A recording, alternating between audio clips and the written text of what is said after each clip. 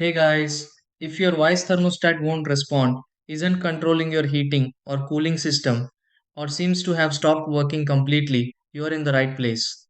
This issue can happen because the thermostat has lost power, the C wire isn't supplying stable voltage, the HVAC breaker has tripped, the thermostat lost its Wi Fi connection, or a recent software update didn't complete correctly.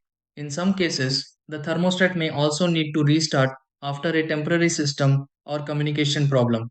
These are the steps you can try to fix this. So, let's get started. 1.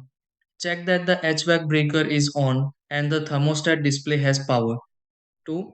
Confirm the C wire is firmly connected at the thermostat and HVAC control board. Number 3. Restart the Wyze thermostat and wait for it to finish booting. 4. Open the Wyze app and install any available firmware updates. 5. Test both heat and cool modes to confirm the thermostat is working properly.